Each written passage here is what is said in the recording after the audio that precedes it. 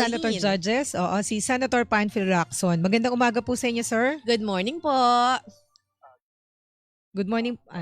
Ayan, good morning po, Senator Lacson, sir. Senado at si isa bantay sa lower house Yes sa po. Kongreso. Good morning Umaga. po.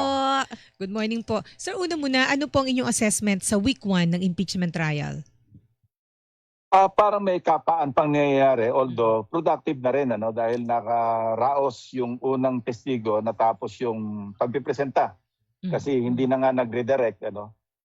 Nagkaroon ng cross pero wala nang redirect, so medyo nadali. Actually, sinuggest ko to sa aming presiding officer bago pa nagsimula yung trial na kung pwedeng yung nakalinya for one whole week ng mga testigo nandoon na sa Senado, sa premises. Para na sa ganon, hindi masayang yung oras ng trial. Kung sakaling mapaaga, tulad yan, napaaga, pwede kami tumawag na ng susunod na testigo. Naka-ready na doon. Hindi yung mag-a-adjourn kami kasi hindi available. Ayun, nakagaya nung nangyari po nung Wednesday, no, na natapos na si John Mark Calilong, NBI senior agent, and then supposedly ang kasunod si Attorney Lotok, pero wala Jeremy siya. Lotok ng NBI. Tama yun.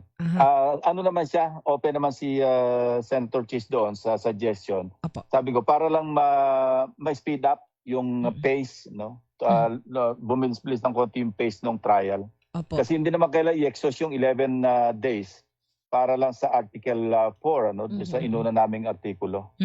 Ayan, and then sir, ito po, bago po yung ilang mga detalye pa doon sa itinakbo ng impeachment trial at itatakbo pa nito. Sir, yung pong sa presiding officer, kayo po yung unang nagsabi sa amin nung special session nung June 17 na napagkasunduan na si Senator Chis Escudero ang magiging presiding officer. Well, initial pagkakasundo yun. At ito na nga po, nung mga sumunod na araw po nun, paulit-ulit si Senate President Gatchalian sa aming interviews na hindi ako ang presiding officer bilang Senate President. At nung Lunes, nakita na nga po na na-elect si Senator Escudero bilang presiding officer. Pwede po bang pakwento lang ano po ba talaga yung nangyari?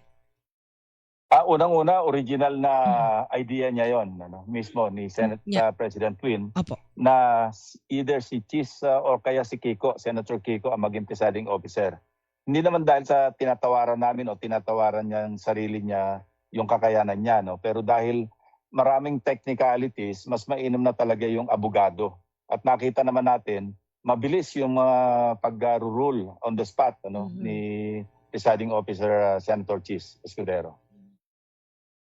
In fairness naman, ang bilis niyang yung pagka nag-rule sa objections and tawag dito yung pag nag-rule sa objections and other matters. So sir, ito po, pagka since siya na nga yung presiding officer and then nakikita po namin dalawa sila, may mga lumalabas na meme na parang ginagawang katatawanan yung pagiging dalawa nila doon, wala naman daw sinasabi o hindi nagsasalita si Senate President Gatchalian, ba't nandun pa sa katabi niya? Si Senator Amy Marcos actually po meron siyang post na ayun, binabatikos nga. Tinawag na presiding officer. Presiding officer daw po si Senate President Gatchalian, sir. Lagi tayo may marinig mga komentong ganyan sa mga kritiko. Pero sa amin, gusto naming i-preserve yung dignidad ng Senate President. Katunayan, siya yung nagbubukas, hindi ba? Siya rin yung nagtumatawag sa Sergeant at Arms sa panguna pagkatapos tinaturn over niya sa presiding officer.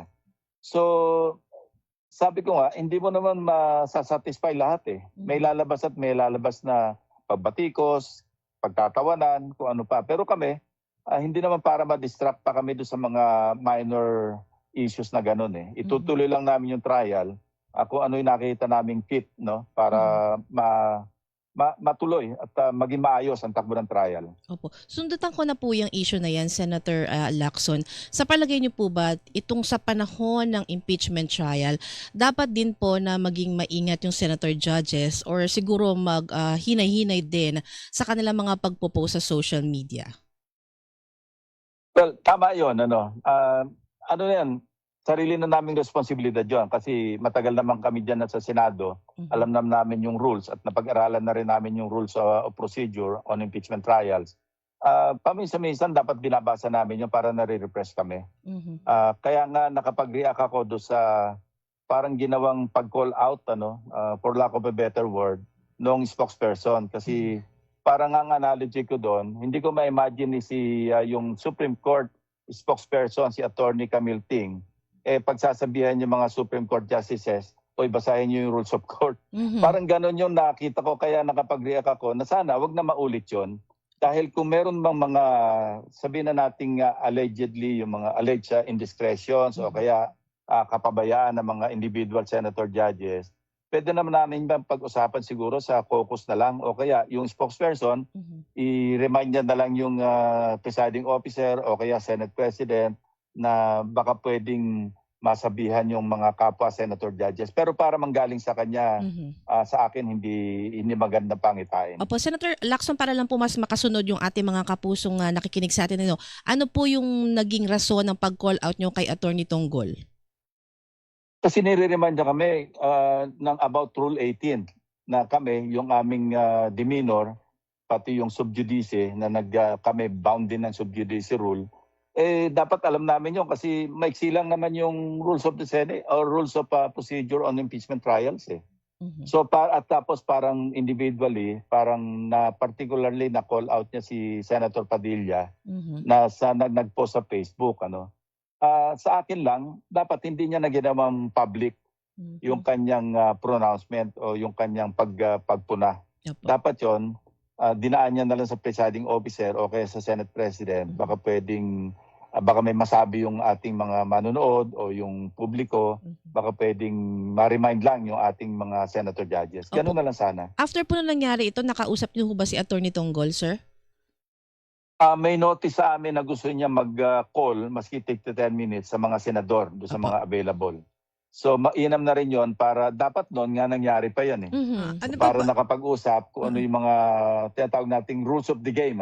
Apo. Kasi yun nga, nabanggit ko na rin to sa ibang interview na para maiwasan yung conflict, may mga panuntunan dyan eh. Dapat merong rules, maliwanag yung rules, na-communicate properly yung rules, naintindihan yung rules, at saka hindi na-violate yung rules. Ang gusto po ni Atty. Tonggol na mag-explain sa inyo. Ganun ba? Not necessarily. Mag-call ang notice na natanggap namin galing sa office ni Senate President Win Gatchalian na nagre-request kung pwede mag-call sa mga senador. Okay.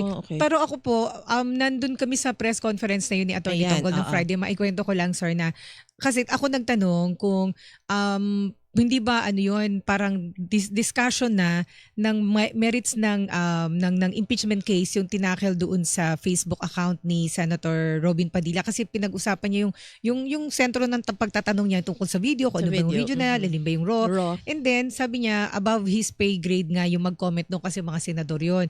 Tapos tinanong ko, so ibig sabihin yung mga senador bound by the subjudice rule. Sabi niya mas saklaw pa nga ang mga senador, and then he explained kung bakit. Ayun. So, ikaw pala promotor ni Impay.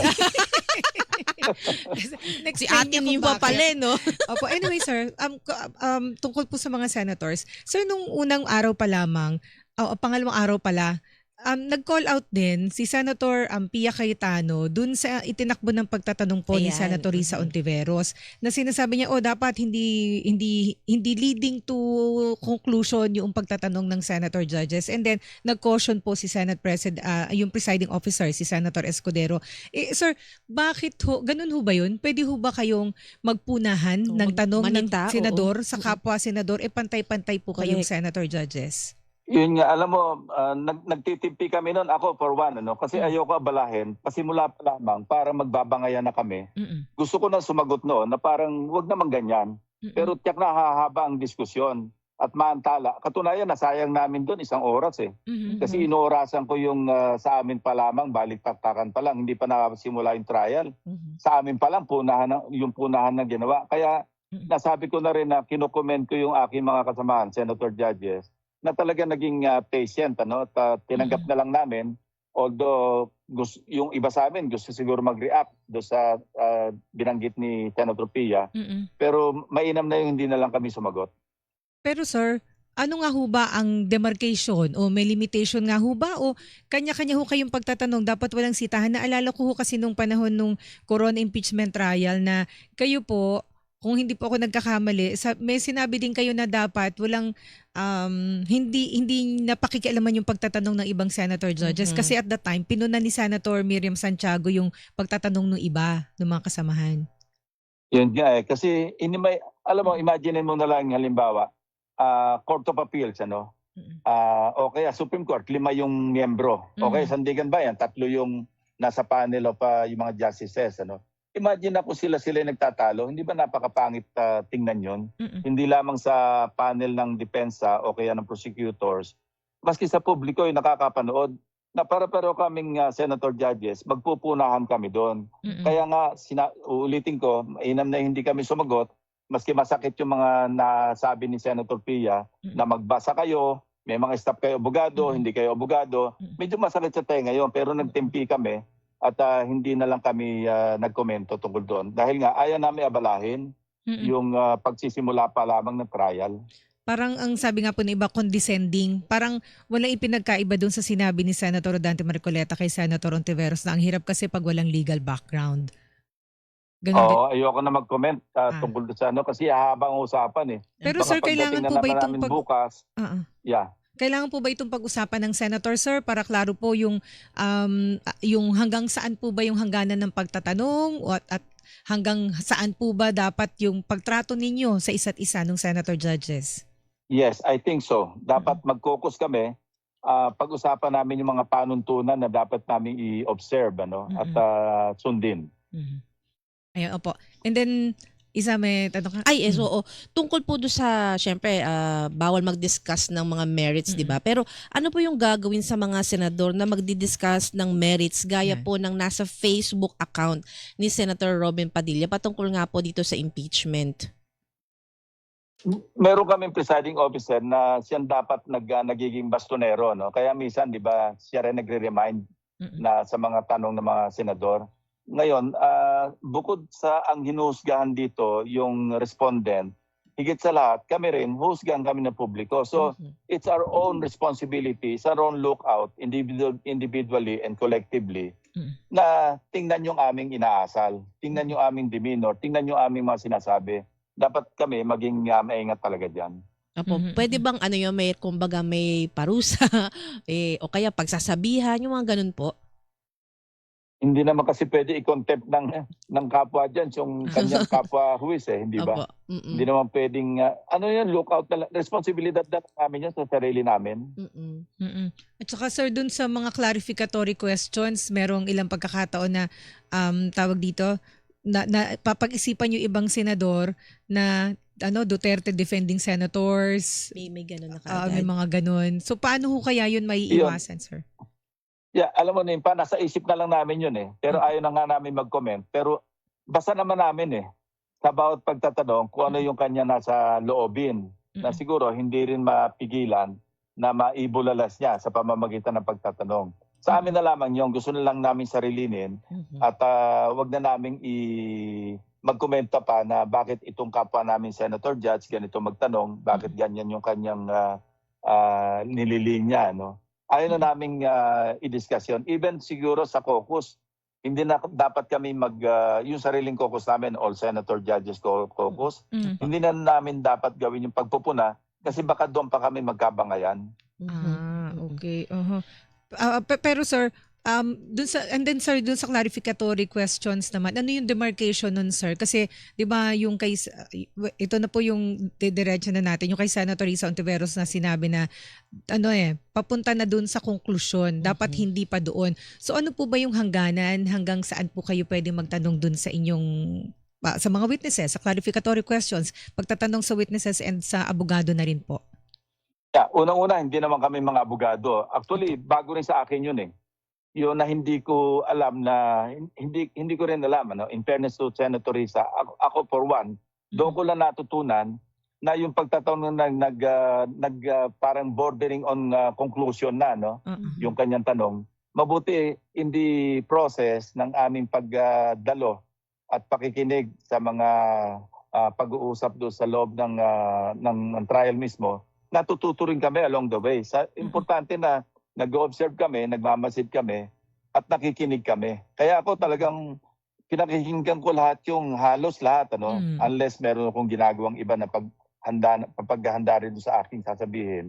Talagang nakikinig ako sa both panels Hindi ako, parang ayokong palampasin kasi doon kami matututo rin eh. Opo. Masasabing veterano na rin ako kasi meron na rin akong sariling experience sa CJ Corona impeachment trial. Opo. Pero hindi sapat yun eh.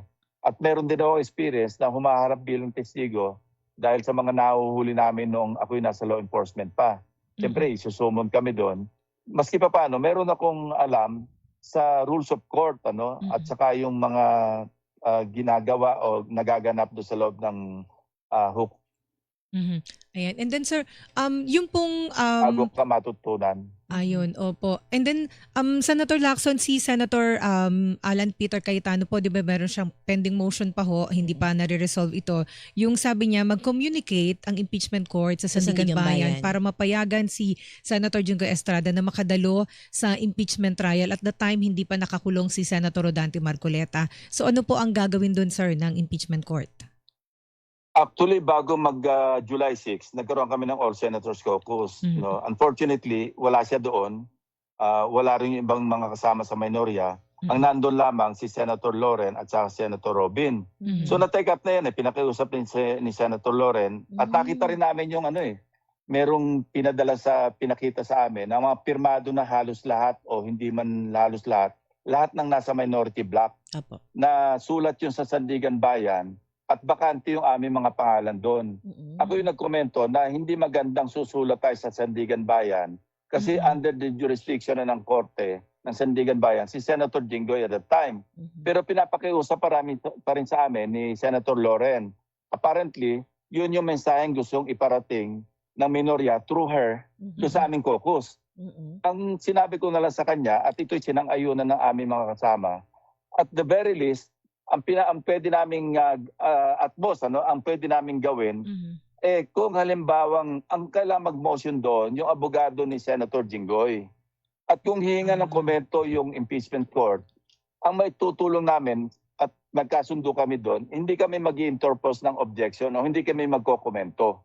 Yun ang aming pwedeng gawin tulong dahil siyempre gusto rin namin ma-maximize yung participation ng lahat ng senator judges. So yun ang aming naging commitment na kung halimbawa pagkokomentahin kami, hindi tayo mag-interpose ng objection. Pero paubaya natin yung paghiling sa Sandigan Bayan sa mismong kay Senator Jinggoy. Hindi yung para sa impeachment court.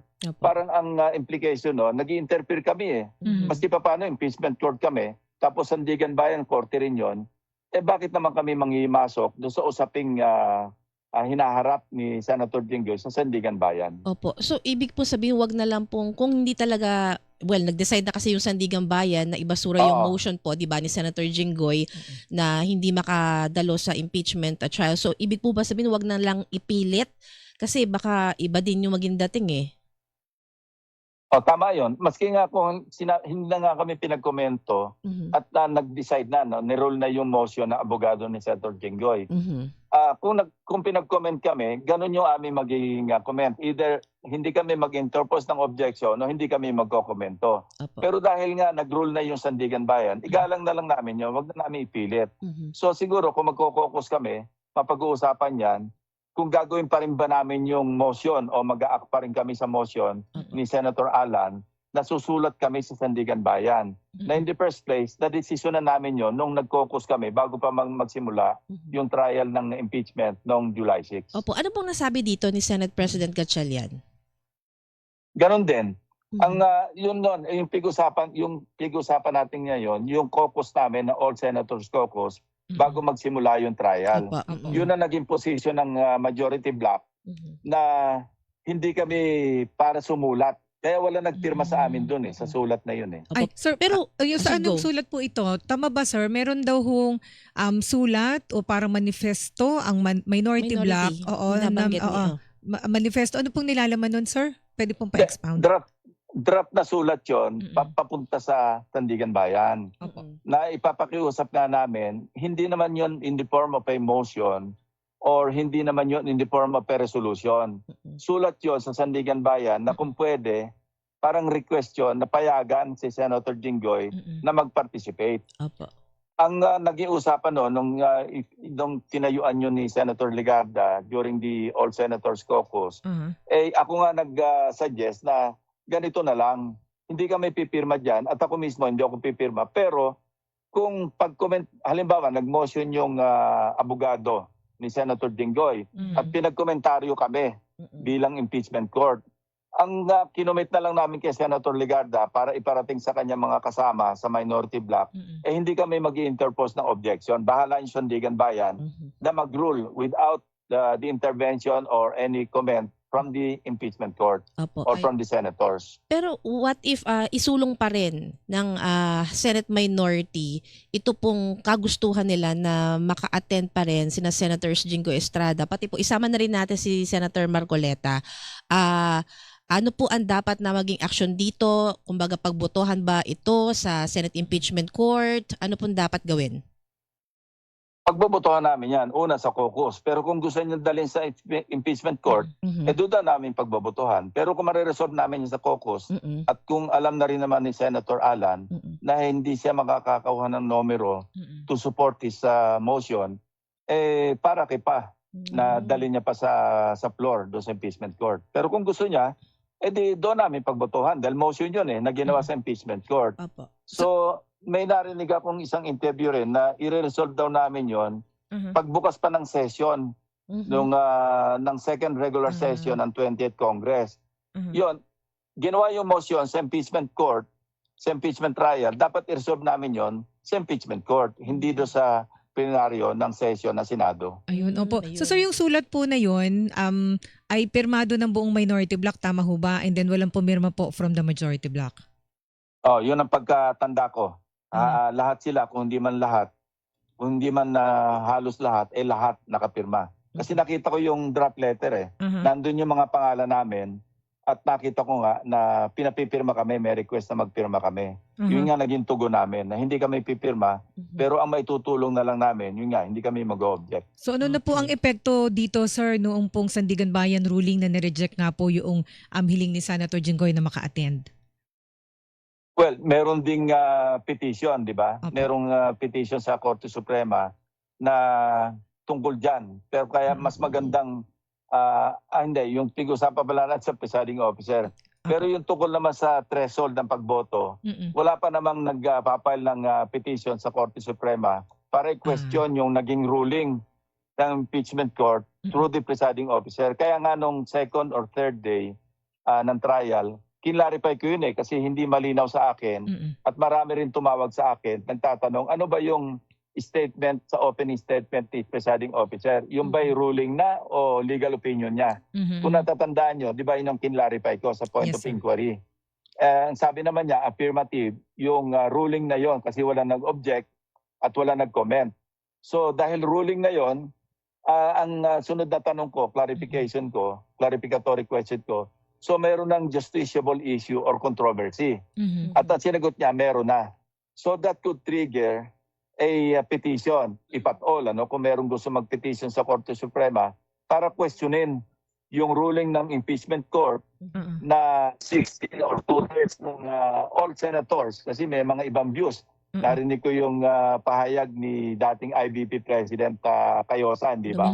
Na sinasabi niya, hindi, mali yung automatic na 16 kasi pagka all senators, parang ang interpretation niya, all senators na pwedeng mag-participate, na makokompel na mag-participate. May kanya-kanyang views, I think si Senator Drilon, halos ganun din yung kanyang pananaw, hindi natin matatawaran yung kanilang knowledge sa law. Senator Drilon, si dating IBP President Cayosa, at yung iba pa. Pero may mga views din na iba. So mas mainam ng kung merong magpetisyon sa Korte Suprema, ma-resolve na this early. Kasi alam mo Nimpa, napaka-awkward kung sakaling nag-ruling na kami. Alam ba, natapos na lahat yung trial sa 4 na articles. Pagkatapos magbobotohan kami. At ang magiging boto namin, halimbawang baligtad na nangyari, naging ruling ng impeachment court, hindi 2/3 of 24, kundi 2/3 of the remaining o yung balance na numero. Halimbawa, nag-convict kami sa pamamagitan lang ng 14 o 13 votes. Pag alam mo, yung decision, yung ruling ng impeachment court under the Constitution, unappealable. Hindi pwedeng i-reverse. What if sa pananaw naman ng Korte Suprema, nga't hindi pwedeng i-appeal, dahil merong grave abuse of discretion, Rule 65, under Rule 65, at sabihin nilang hindi, nag-abuso ng merong grave abuse of discretion ng impeachment court, kaya hindi po pwede yung conviction nila na consisting of only 14 or 13 votes.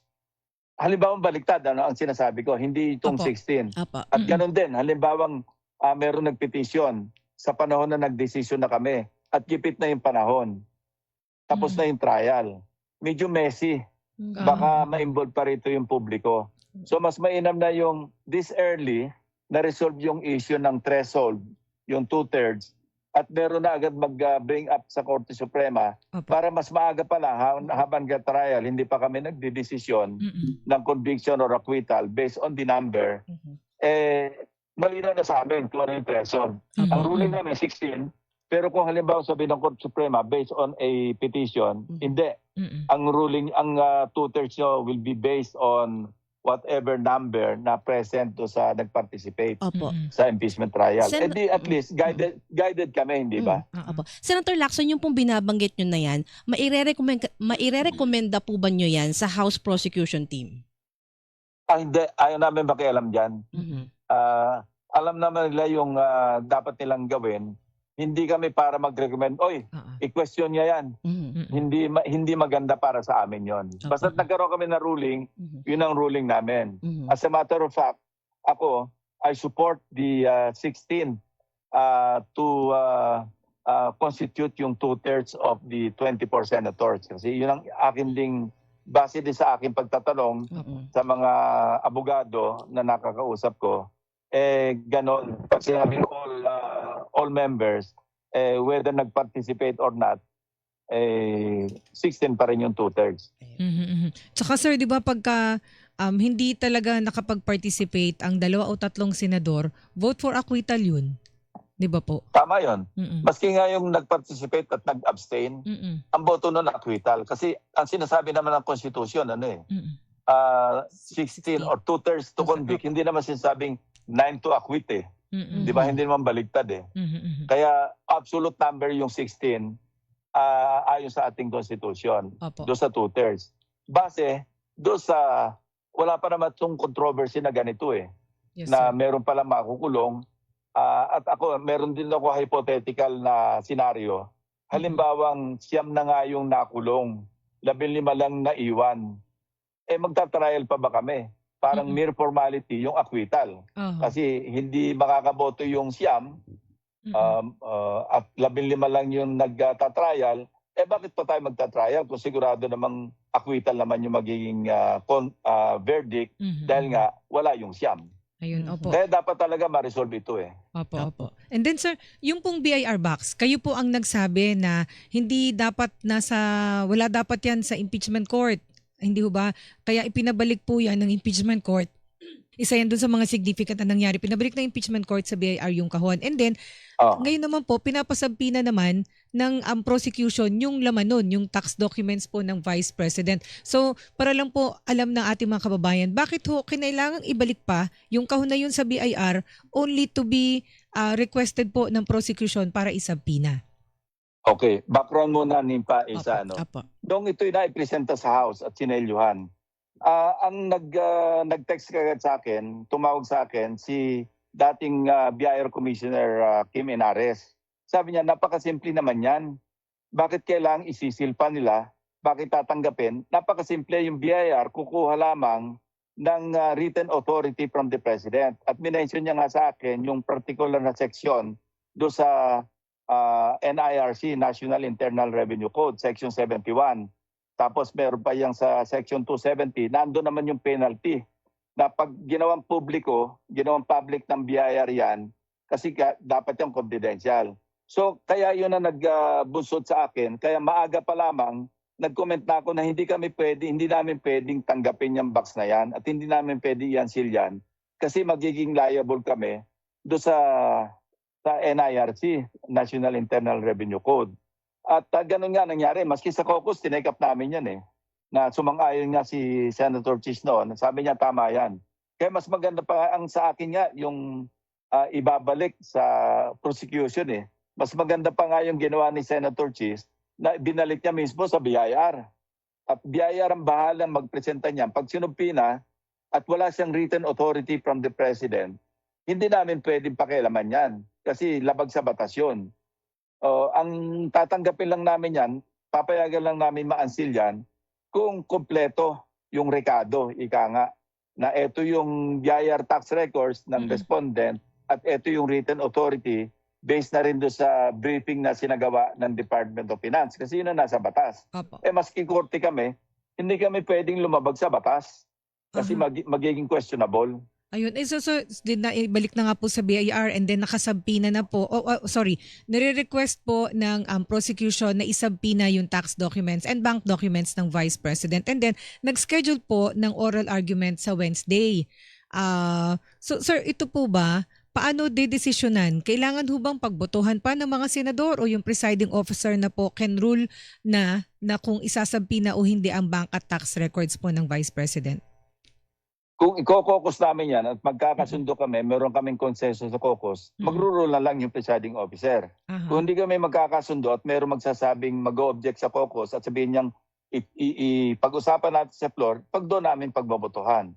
Ako, sasabihin ko na yung boto ko this early. Kung sa halimbawang ipipilit na i-unseal without the written authority of the President, I will vote against it. That's my personal, that will be my personal vote na gagawin. Kasi ayoko masisibalang araw na nag-violate, na part ako na nag-violate ang batas. I may be wrong, pero yun ang aking position dahil hindi naman sa akin originally galing yung... At katunayan, after nung ma-advisean ako ni Commissioner Inares tungkol doon, tinanong ko pa yung mga ibang abogado na nakakaintindi. At ganoon din ang payo sa akin na tama yon.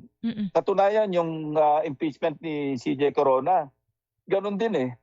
Kaya alam ni Commissioner Inares yun, humingi siya ng written authority kay Pinoy noon eh. So ibig sabihin, sir? Yung, yes. Opo, Kumuha siya ng... Kaya sabi niya, kaya ako alam na alam yan. Ako mismo kumuha ko kay President Aquino noon ng written authority. Kaya yan napabuksan doon sa impeachment trial ni late CJ Corona. Ayun, opo. So ibig sabihin, sir, kung halimbawa po na nahingin ang permiso, so, kasi sinampi na po BIR so ibig sabihin sa presidente siya hihingi ng permiso.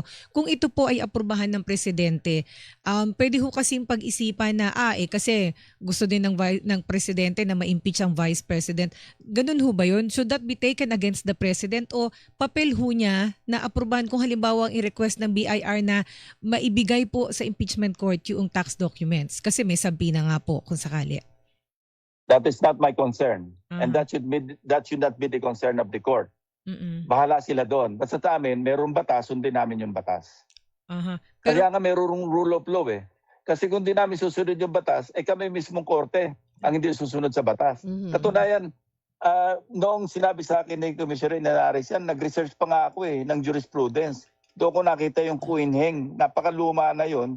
1933 pa yon na ruling ng Korte Suprema, Kuinheng case yun parang jurisprudence.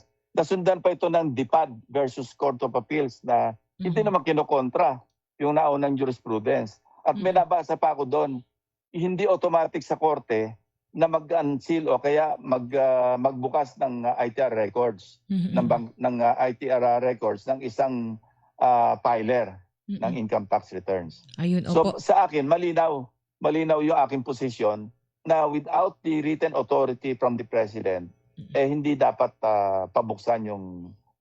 hindi ako pro-defense dito Basta sa akin, ang iniimbo ko rito yung batas.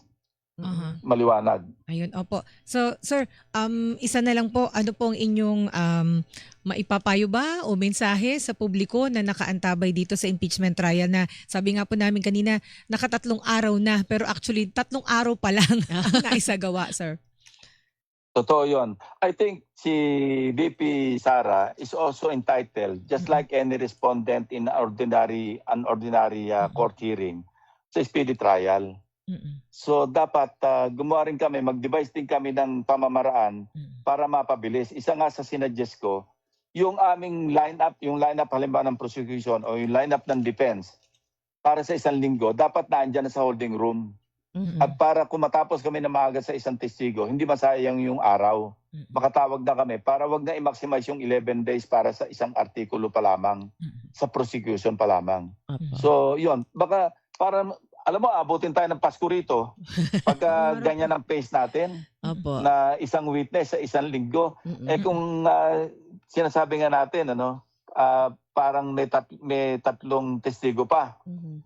Di 3 linggo yun. Kasi 3 araw lang naman sa isang linggo eh. Yun ang aking punto. Na madali hindi pa madali na para mako-compromise na yung pagpipresenta ng ebidensya. Pero madali natin in such a way na huwag tayo mag-aksaya ng araw. Opo.